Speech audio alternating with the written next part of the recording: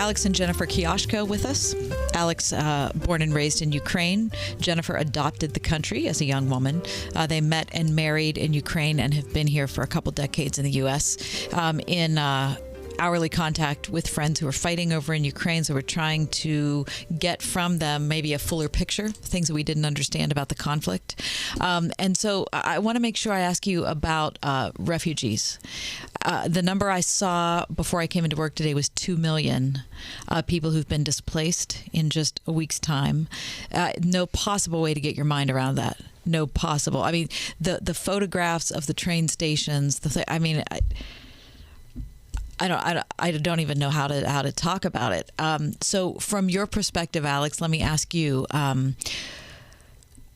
do you know some of the strategies that are being carried out to help with refugees? Do you know where they're going? Do you know anything the average person, John, me, someone listening to the broadcast now can do?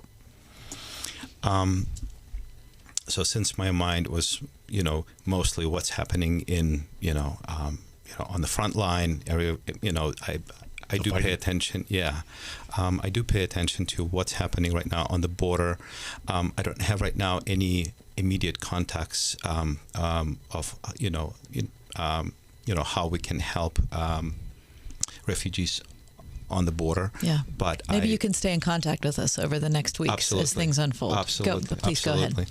But I do know that it's first people who left. They were able to go across the border with no problems, and there was not such a huge line. But as to Poland, yes, to Poland. So there's many countries right now open the border. So we have Romania, we have Poland, and I guess I'm missing a few as well, and really people helping big time. We're talking about as soon as they come in, you will not see a person on at the train station. They've been looks like they're working really hard to place people in the place in houses, in the hotels, but I also know that right now we have friends who are working really hard in the western part of Ukraine to place people in a safe zone of Ukraine as well. Everybody has a place. Away from need a place. Yes. away from the active zone. Yes, okay. away, and they are working with schools. So at first, when they arrive, they might not have apartment for them to stay, so they would place them in gymnasiums of schools, and then they basically moving them. To the houses, to the apartments, and maybe to the houses of people who left to Poland, and they just say, hey, you can use my apartment or something like that. I see. So there's two separate things that are going on here. The fight itself, which is amazing, because you hear the stories of the Ukrainian government said any men from 16 to 60 who are in country, you stay in country and you fight, which is amazing to think about. Just regular people. Yes. All of a sudden they're no training. No training. They're handed a gun, and then there is some basic training, and then they go out and they face the Russian army. I mean, that's an incredible thing, isn't it? I'm sure your friends, you think about that as you talk to them, to think about their day-to-day existence and what it must be like for them. Yeah. We do have some veterans who fought for 8 years, as I said, since 2014. So battle-hardened. Yes, they are, and they are amazing. They learn how to fight from day one. I mean, I remember pictures of our guys going to the front line fighting with Russians in 2014 wearing flip-flops. Wow. And they were brave, and they got hard, and they fought a really good fight.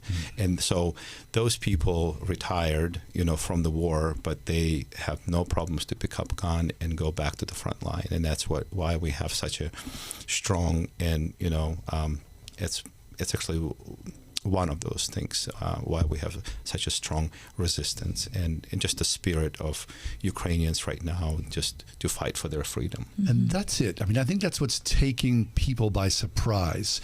The spirit of the Ukrainian people is so beautiful and so massively strong that a lot of people a lot of countries would say, yeah, we're not going to fight. We just surrender. We're done with this. But here, you're in it for the long haul because love of country. I mean, I was reading an article about there was a wedding, an impromptu wedding, and at the end of the wedding, instead of their celebration, they sang the Ukrainian national anthem. Yes. I love it so much. Yes. I mean, you could teach Americans love of country from that perspective. Yes. Yeah, it's been inspiring. Inspiring. Yeah. It is indeed. So, Jennifer, talk to us about, as you straddle the United States and Ukraine, and especially from a faith perspective, you're a strong woman of faith. Your prayer life and your connections with other people in the prayer life as well, that encompasses many, many people doing good and great godly work. Absolutely, yeah. I mean, and I think these are the times when, it just feels like your faith has to well up inside you. This is it. This is the time, right? Yeah. And so, we get to have conversations with our family in Ukraine. Also, people that I worked with in Youth with a Mission, Kiev, have an opportunity to speak to them. And, it's really brought us together in many ways because our hearts just go out to them, just like everyone here. But to see it and hear it real time, what they're up against, the lack of sleep, in many cases, people leaving their homes with no clothing, like nothing, just literally the clothes on their back.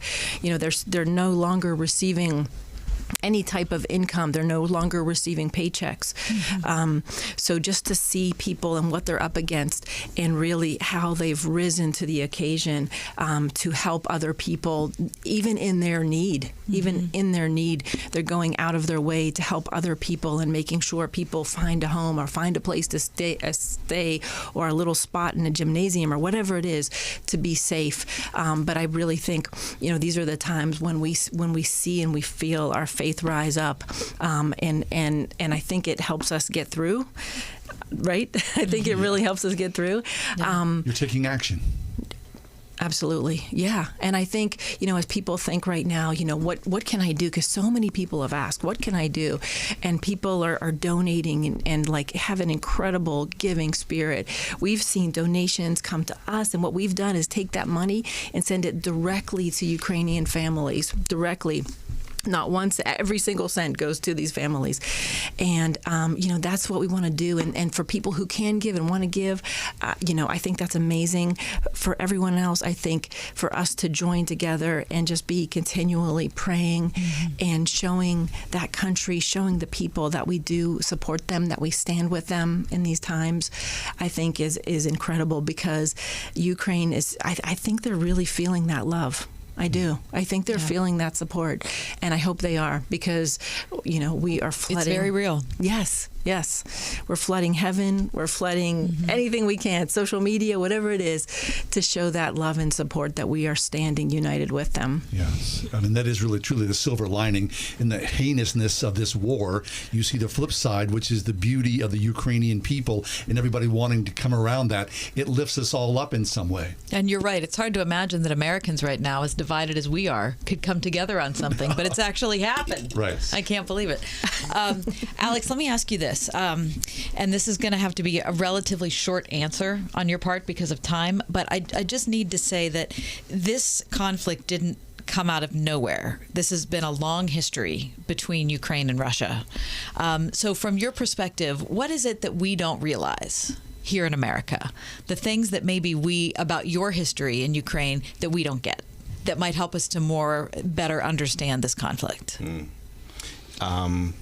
So I've been as many my friends know me since 2014. I was trying to relate that explain to everyone.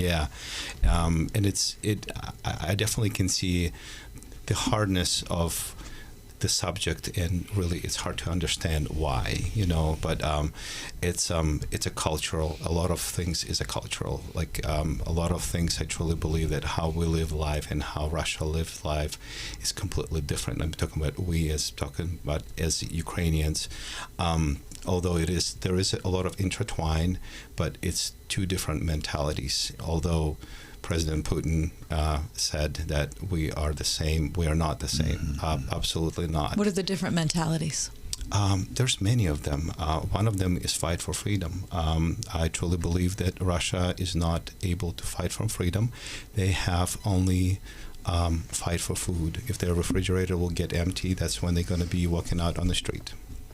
Ukrainians, you don't need to have empty refrigerator to walk out on the street and do that. And they prove that in so many different times, not only in 2014, but 2014 was the big scary moment for Russia, because they saw that Ukraine taking a strive towards Europe, and they want to be in civil. They don't want to have that Soviet, good days of Soviet Union when you can buy, ice cream for 25 cents. We don't need that. We need to live free. We need to actually talk to people and live with rest of the world, not just buckle up with 2-3 countries that still believe in Soviet Union. Right.